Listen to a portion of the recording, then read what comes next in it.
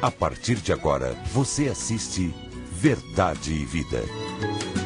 Um programa da Igreja Presbiteriana do Brasil. Grandes tribunos já se levantaram na história da humanidade, como Demóstenes, como Cícero, como Antônio Vieira, como Rui Barbosa. Grandes homens fizeram grandes discursos que se tornaram notórios na história da humanidade. Mas nenhuma tribuna foi tão eloquente, tão importante como a tribuna da cruz de Cristo. Da cruz, Jesus Cristo proferiu 7 palavras que se imortalizaram na história, que continuam realizando grandes milagres e prodígios ao longo dos séculos. O programa de hoje vai tratar destas 7 palavras da cruz. Chama a sua família, ligue para um amigo e participe do programa de hoje, porque Deus tem algo especial para o seu coração. Verdade e Vida. Uma palavra de esperança para um mundo em crise. É com muita alegria que temos hoje a presença do presbítero Jurandir Teixeira Mendes, presbítero da Igreja Presbiteriana de Vila Mariana, em São Paulo. E é com alegria que recebemos aqui no programa Verdade e Vida. Para minha alegria e muita honra ser lembrado. Presbítero Jurandir, o senhor tem 91 anos de idade. Por enquanto. Por enquanto.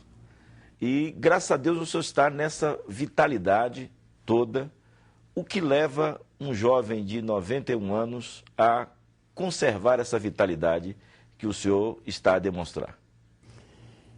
É conservar a comunhão com Deus. Aos 24 anos me disseram que eu ia viver até os 45. Eu achei extraordinário viver até os 45 anos. Dobrei a previsão e continuo a viver na dependência total de Cristo. Esta que é a importância.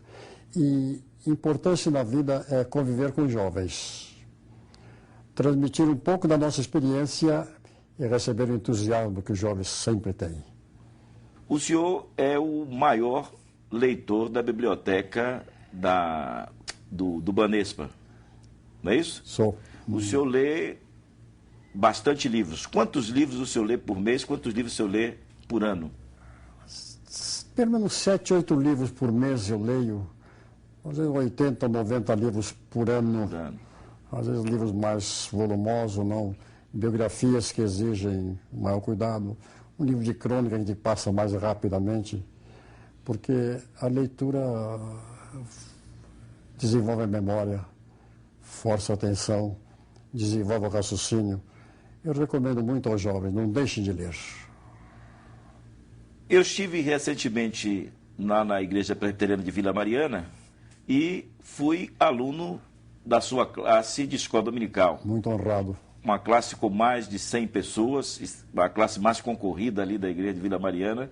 E qual a importância da escola dominical na vida das pessoas que querem se aproximar de Deus e crescerem na graça e no conhecimento da palavra de Deus? A escola dominical é a formação, onde é teológica, pobre, formação intelectual, formação espiritual.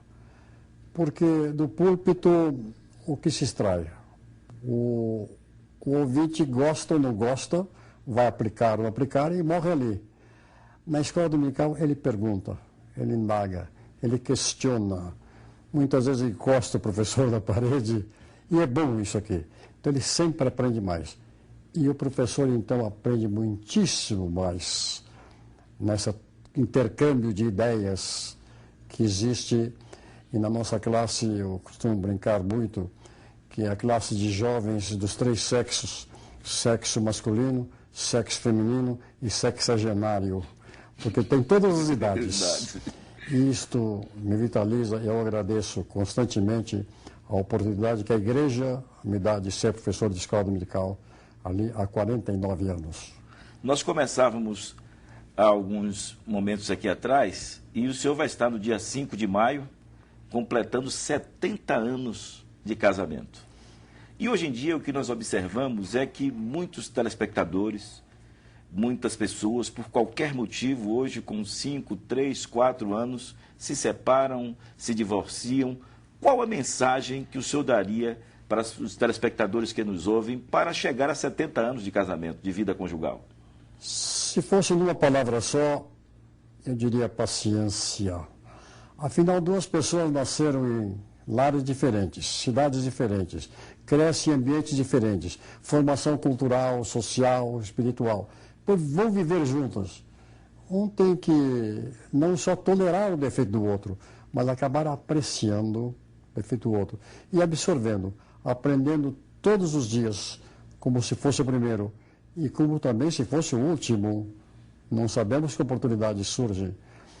Nesta fase da minha vida, eu não penso no futuro, penso só no presente. E lembro do passado, porque o jovem vive de esperança e o idoso vive de lembrança.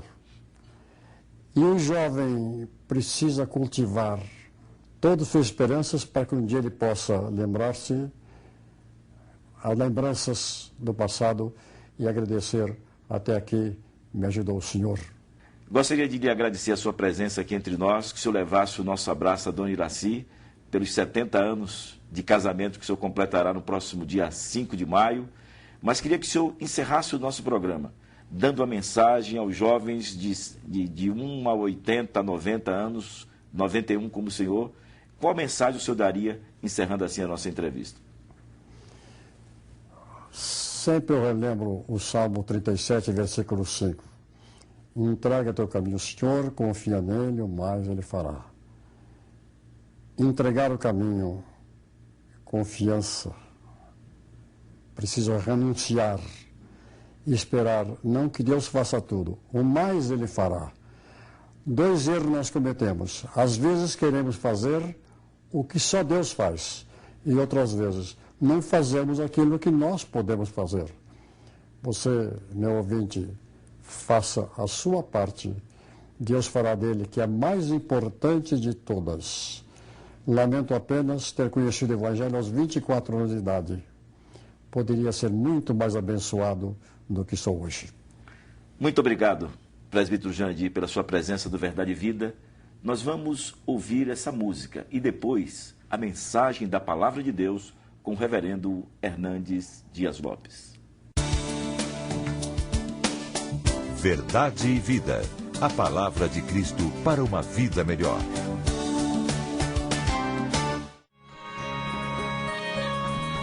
Jesus a ordem deixou para que nos amemos como Ele nos amou, unidos pelo amor que vem do nosso Senhor.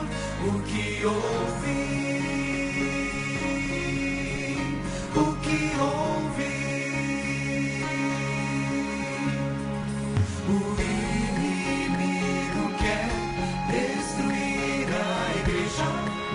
Discórdia semeou, ele só irá conseguir se sozinhos nós quisermos lutar. Vamos resistir,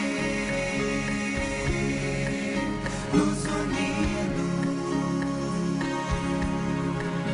Vamos resistir, sim, nos unindo. Nós lutaremos juntos, filhos do Senhor, seguindo a Jesus Cristo que conquistou vitória sobre o mal. Unidos lutaremos para o mundo todo ver. Com nosso exemplo de amor, alcançar o mundo para o Senhor. O nosso alvo é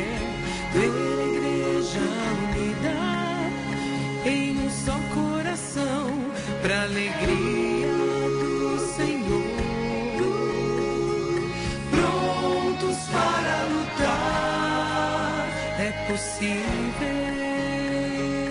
Oh, faça o possível. Será possível. Deus torne possível. Nós lutaremos juntos, filhos do Senhor. Jesus Cristo que conquistou vitória sobre o mal. Unidos lutaremos. Era a festa da Páscoa e a cidade de Jerusalém estava apinhada de gente. As autoridades judaicas já haviam decidido matar Jesus, apenas aguardando o fim da festa. Judas Iscariotes, tomado pelo poder de Satanás, resolve antecipar o projeto e entrega Jesus por 30 moedas de prata. Jesus Cristo, com os seus discípulos, reúne-se no cenáculo, Jesus lhes conforta, lava-lhe os pés, inaugura a ceia, canta um hino e desce para o jardim do Getsêmani, onde vai travar uma batalha de sangrento suor. Ali no Getsêmani, Jesus é preso, manietado e levado nas caladas da noite para uma reunião ilegal do Sinédrio. Contrataram testemunhas falsas contra Jesus. Sentenciaram de morte o Filho de Deus pelo crime de blasfêmia. No dia seguinte, na sexta-feira de manhã, o Sinédrio reúne-se outra vez para lavrar uma segunda sentença contra Jesus, o crime de sedição. Levaram Jesus para Pilatos. Pilatos o enviou a Herodes. Herodes o devolveu a Pilatos. E por pressão da multidão, Jesus Cristo é entregue para ser crucificado. Sob apupos de uma multidão tresloucada, Jesus caminha pelas ruas de Jerusalém, carregando o lenho maldito. Suas mãos são pregadas, seus pés são rasgados, e o Filho de Deus é suspenso entre a terra e o céu. A cruz, um símbolo de vergonha, de opróbrio, de fraqueza, de horror, é transformado por Jesus no maior instrumento de vitória. E Jesus Cristo toma aquela cruz e faz dela a maior tribuna de toda a história da humanidade. Do topo daquela cruz, Jesus profere 7 palavras imortais que eu chamo você a considerar neste momento.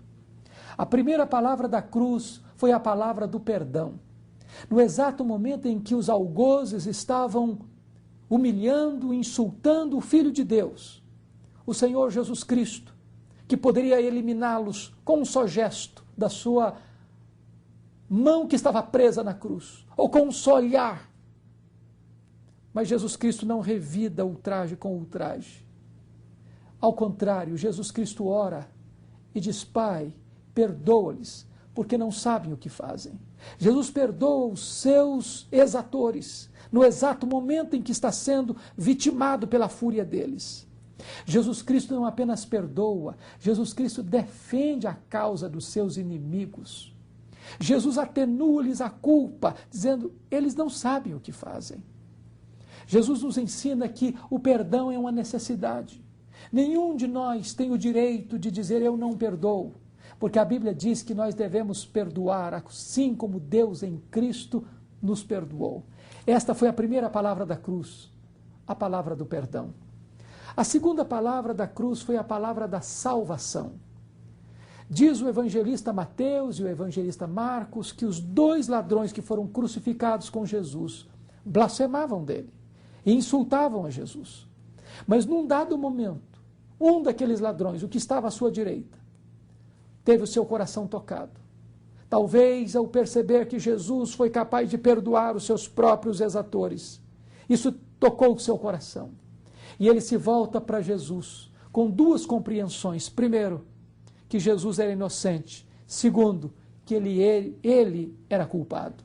E faz um pedido a Jesus: Senhor, lembra-te de mim quando vieres no teu reino. E Jesus, então, responde-lhe imediatamente: em verdade te digo que hoje mesmo estarás comigo no paraíso. Note você que a salvação é de graça. Não podia ser por obras nem por méritos aquele homem viver a vida toda ao arrepio da lei, na contramão da lei. Segundo, a salvação não podia ser por ritos sagrados, religiosos, como o batismo ou outros ritos, por mais nobres e verdadeiros que sejam. Aquele homem não teve a chance de descer da cruz, de matricular-se numa igreja, de fazer o seu batismo. Mas naquele momento em que ele pôs a sua confiança em Jesus, ele recebeu a bênção da salvação.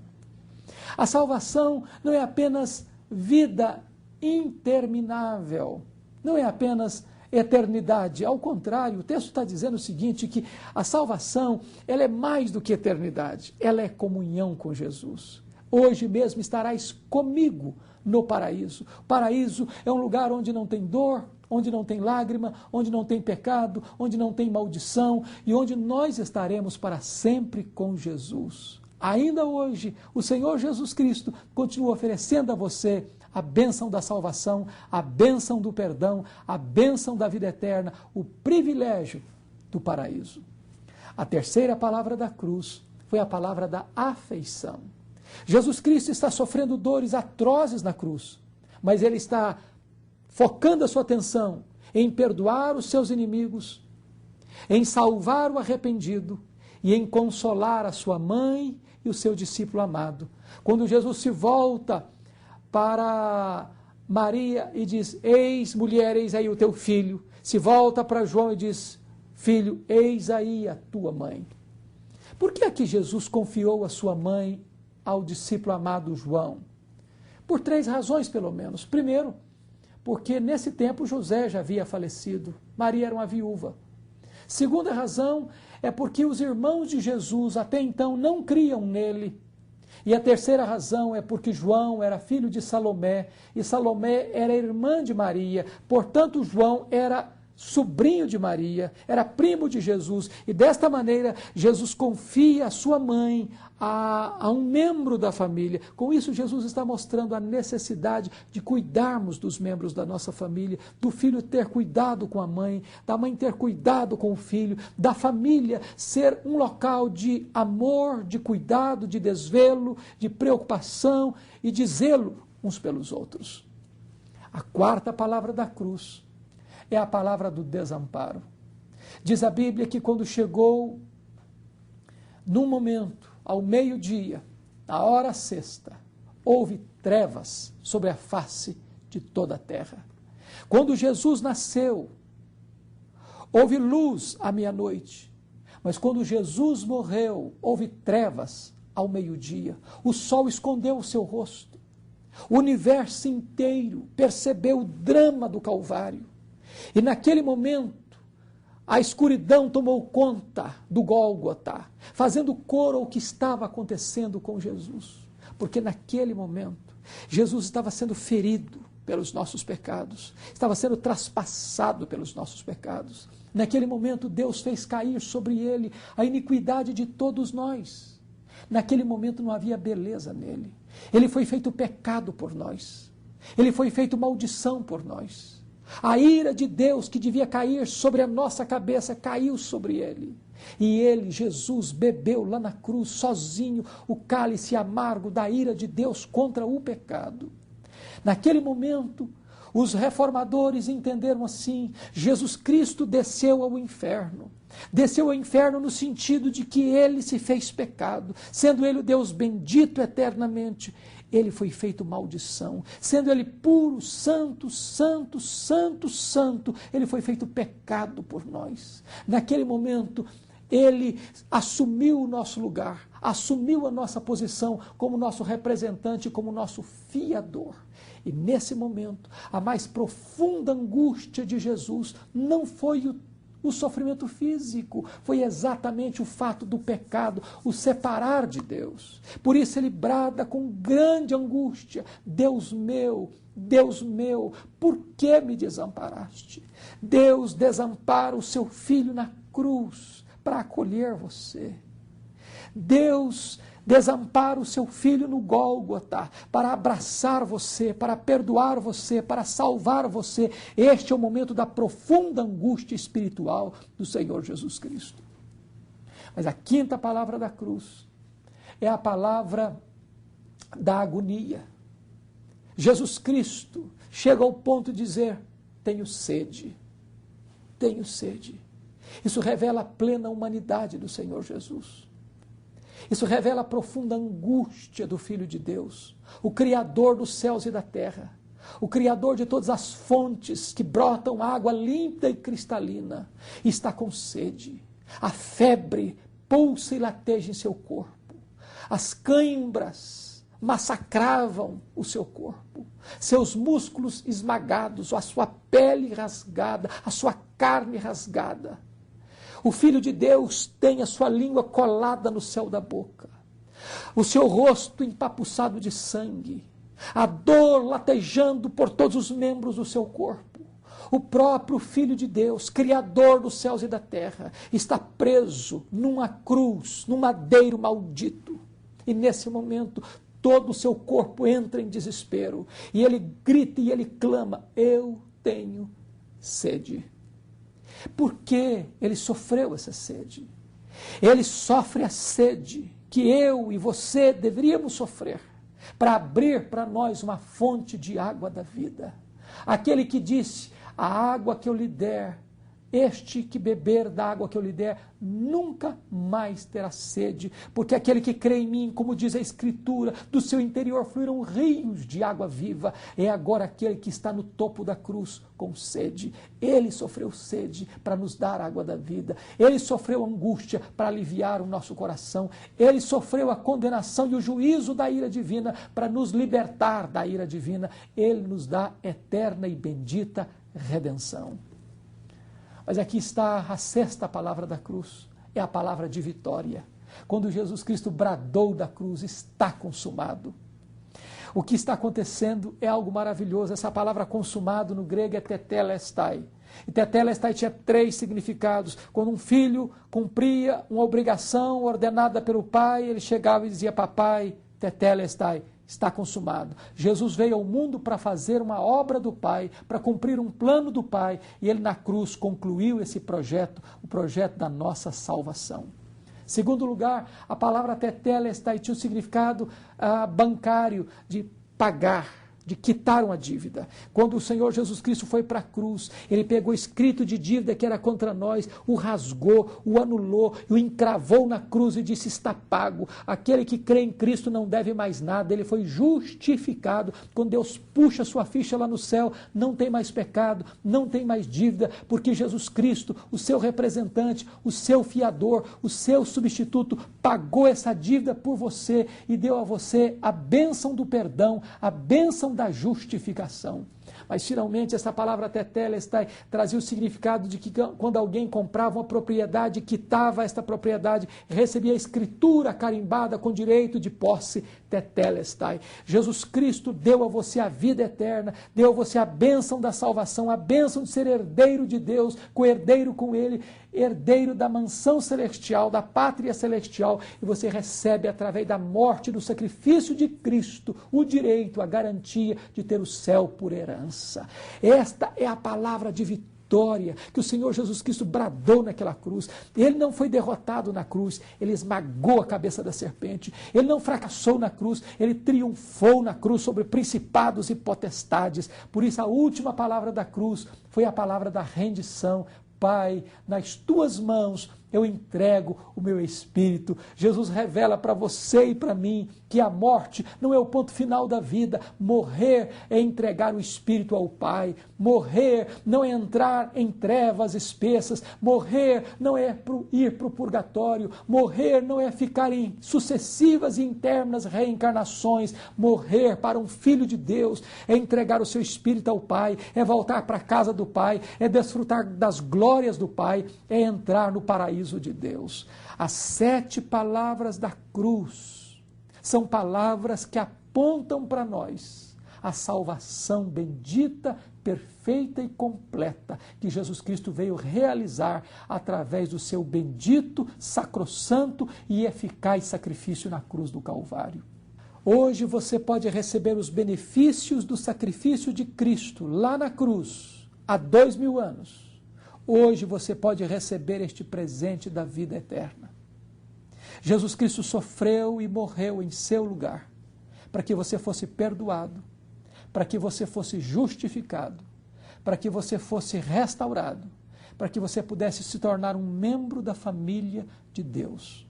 Se você deseja tomar e fazer esta mais importante decisão da sua vida, aí onde você está, feche os seus olhos. Eu quero orar com você, eu quero orar por você. Ó Deus, eu quero te pedir agora em nome de Jesus, que tu apliques esta palavra ao coração de todos aqueles que nos assistem neste momento. Que o teu Espírito esteja agindo de maneira maravilhosa e que neste momento haja salvação, haja libertação, haja perdão, haja reconciliação e haja a bênção de uma nova vida em Cristo Jesus. Obrigado porque Cristo não se envergonhou de nós. Ele foi à cruz e não levou em conta a ignomínia da cruz pela alegria que lhe estava proposta, a alegria de nos comprar, de nos conquistar pelo seu amor e pela sua graça. Louvado seja o teu nome, em nome de Jesus. Amém. Deus abençoe você, em nome de Jesus. Verdade e Vida, mostrando o caminho do perdão e da vida eterna. Eu sou o caminho, e a verdade e a vida. Ninguém vem ao Pai senão por mim. Pai, perdoa-lhes, porque não sabem o que fazem. Mesmo na cruz, sendo alvo de um sofrimento cruel, Jesus perdoou seus algozes. Perdoou a todos nós, pois foi o nosso pecado que o levou à cruz. Esperamos que a mensagem de hoje, do perdão de Cristo, tenha falado ao seu coração. Receba o perdão e uma vida nova em Cristo Jesus. Esse é o programa de número 100. E para celebrar conosco essa marca histórica, vamos sortear uma Bíblia de Estudos de Genebra. Basta você enviar o e-mail para verdadevida@ipb.org.br, dando a sua impressão sobre o programa Verdade e Vida. O que Deus tem feito na sua vida, na vida da sua igreja. Envie agora mesmo um e-mail para verdadevida@ipb.org.br e você estará concorrendo a uma Bíblia de Estudos de Genebra oferecida pela Casa Editora Presbiteriana.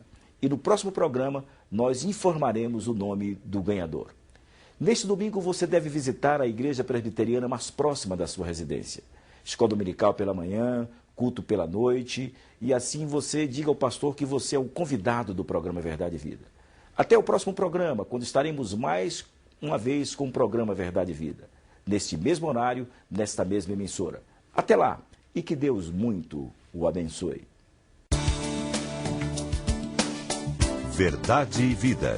A palavra de Cristo para uma vida melhor. O programa Verdade e Vida está disponível em DVDs e CDs para você assistir ou ouvir as mensagens em casa, no carro ou presentear amigos e vizinhos. Ligue agora para 0800 119 105.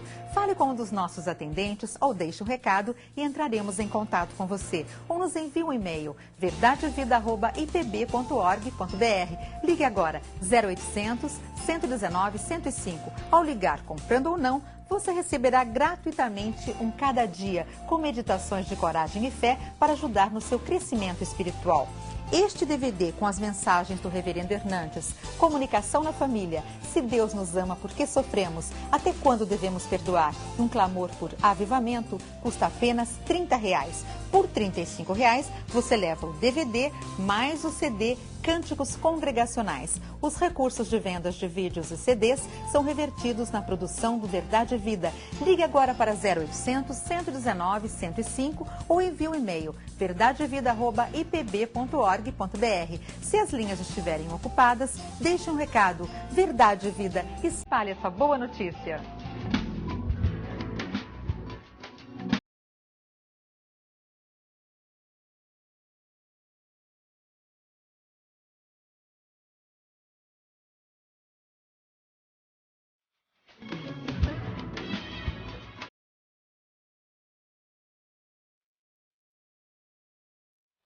Verdade e Vida.